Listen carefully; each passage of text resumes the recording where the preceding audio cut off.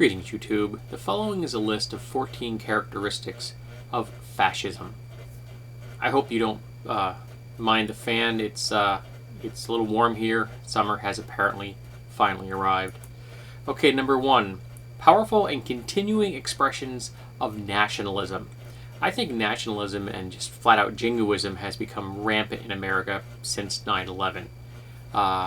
It's everywhere. And I would even count those poorly defined but ubiquitous support the troop magnets and signs you see everywhere. No one can seem to really define what that means, support the troops. It doesn't seem to mean funding programs for the troops when they come home. It doesn't seem to mean coming home. It's just kind of this feel-good statement, support the troops. I wish people would define it a little more clearly. 2, disdain for the importance of human rights. Well, that's a big one in America at the moment.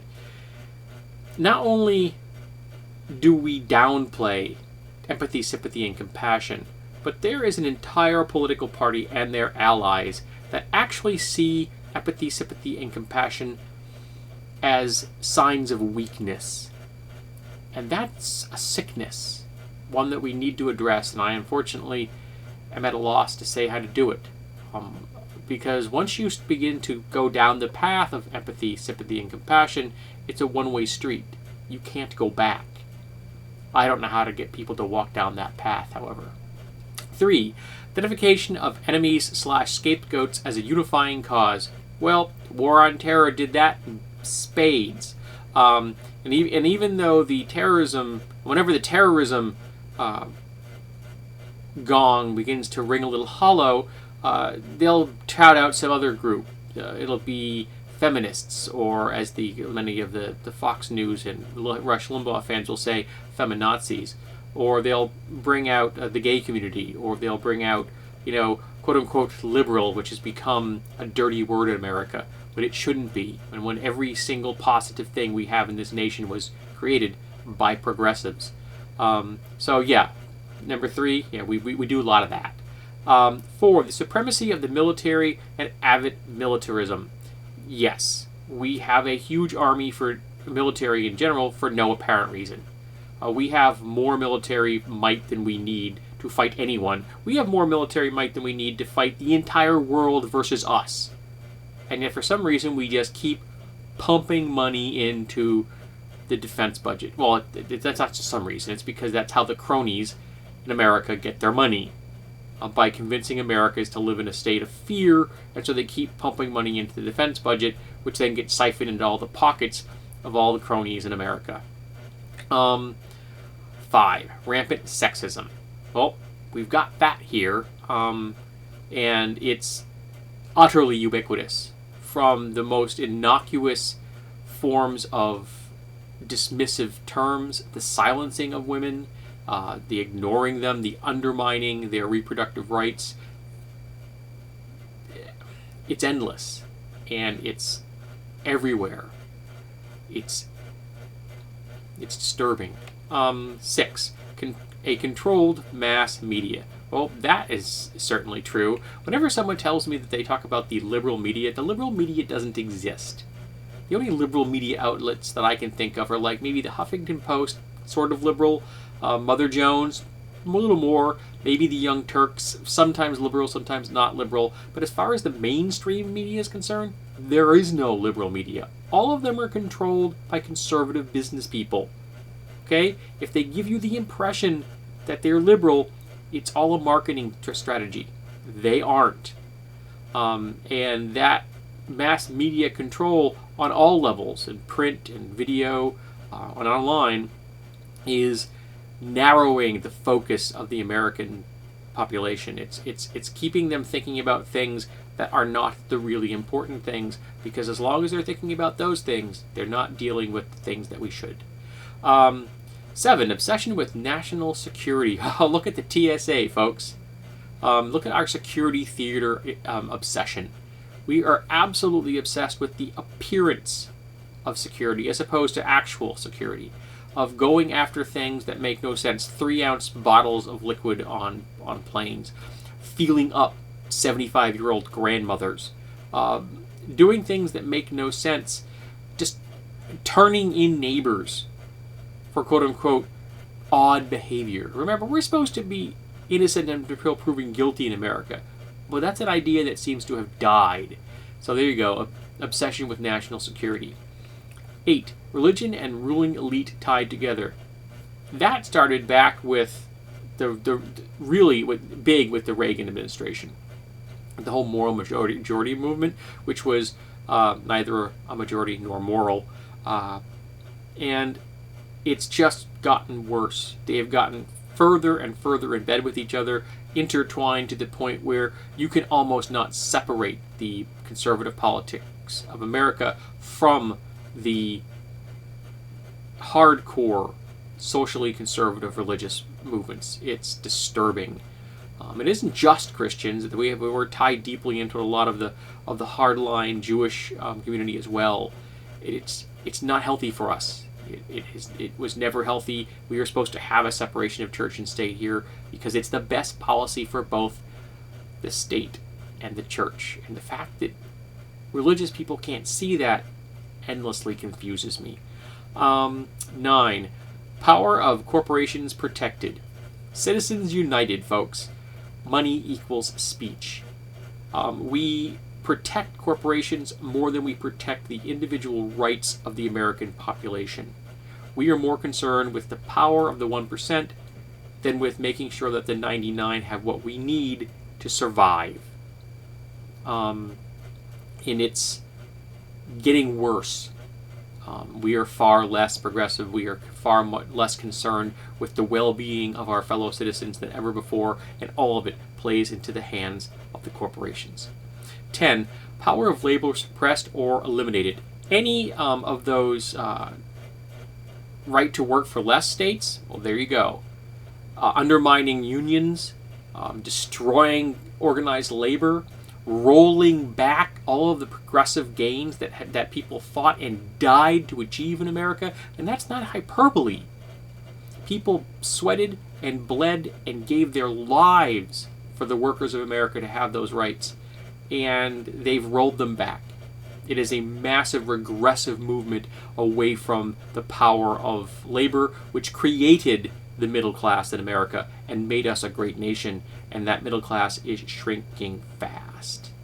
And again, it plays into the hands of the 1% and the corporations they own. 11. Disdain and suppression of intellectuals and the arts. Now, I will say disdain here. I don't think that we are currently suppressing. So I'm going to say we dodged this one by that much. Just that much, folks. But in America, being smart is looked upon as a negative theme. Oh, you're one of those horrible Harvard elitists and stuff. I'm not a Harvard elitist, folks. I simply read. And yet people look upon me with disdain because I try to expose myself to new thoughts and new ideas on a regular and continued basis. That's not healthy for us. We need to be pumping money into education and encouraging people in America to be intellectually diversified, as opposed to saying that, we don't need intellectualism, we don't need the arts, those are all things that we can live without. No, they aren't. Those are the defining characteristics of civilization. 12. Obsession with crime and punishment. Well, we've got that in spades in America. If you're a parent, you take a 5-second video of your naked 2-year-old screaming, running down the hallway, you'll be slapped as a sex offender. If you're an adult woman in most places in America, you show your nipples, you're a sex offender. If you're a man, just happens to take a pee in public, sex offender. We levy hundreds and thousands of dollars of fines against people for downloading a song. A song. We have an obsession with crime and punishment in America. We put people in jail without proper evidence. Prosecutors and police lie on a regular basis, but it looks good. It makes the American people feel that something's being done about crime instead of going after the actual causes of crime. Poverty, hunger, homelessness, no health care, no mental health care, no employment. Those are the causes of crime. But those are big things that we don't want to deal with because they're hard to solve. So instead, you go after the symptoms, and you make sure that you put as many people in prison as fast as you can, which particularly is good if you happen to own shares or own a for-profit prison. And again, all this plays right into the pockets of the 1% and the corporations they own. 13, rampant cronyism and corruption. I've been covering that for the last 12 points, and here it is in explicit nature. Cronyism is horrible in America, but cronyism has existed in America since the ink was still wet on the Declaration of Independence. It has always been here in America. Always. And we need to stop it.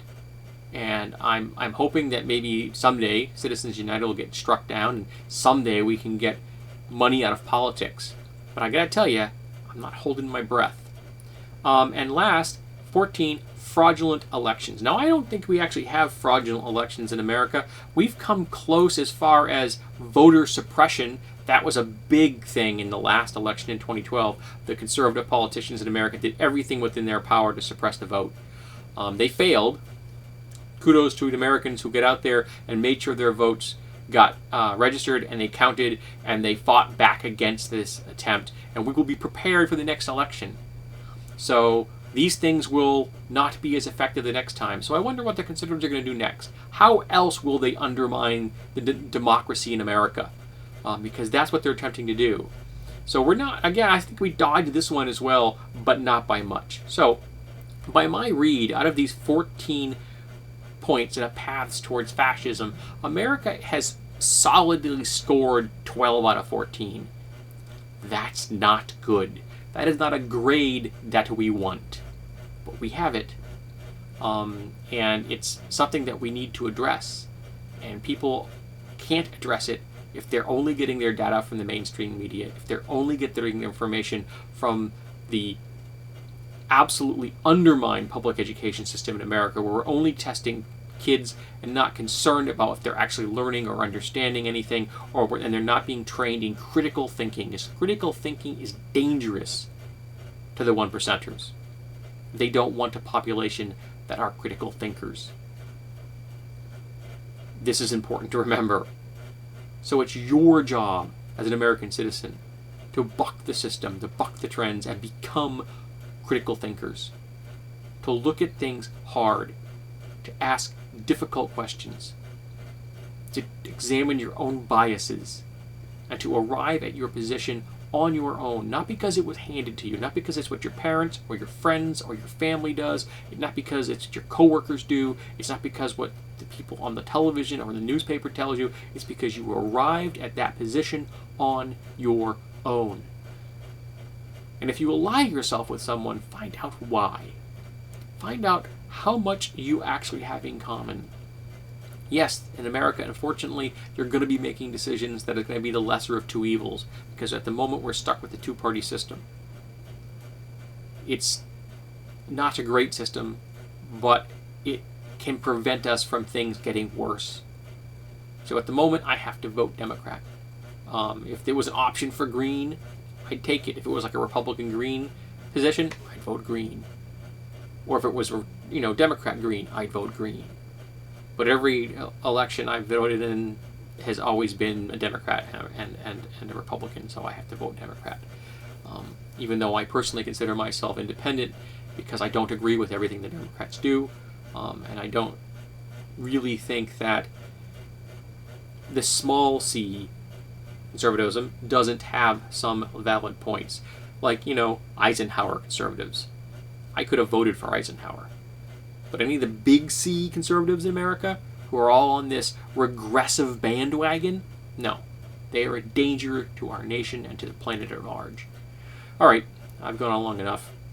So go look at the list. The graphics on the list are kind of funny because they're from like the Bush era, so they're kind of entertaining to me. However, the list itself is still valid, and unfortunately, we've just gotten worse at all of these things since the Bush era. Things have not gotten better. Almost unequivocally, they have gone further down the path towards a truly fascist state, and that saddens me.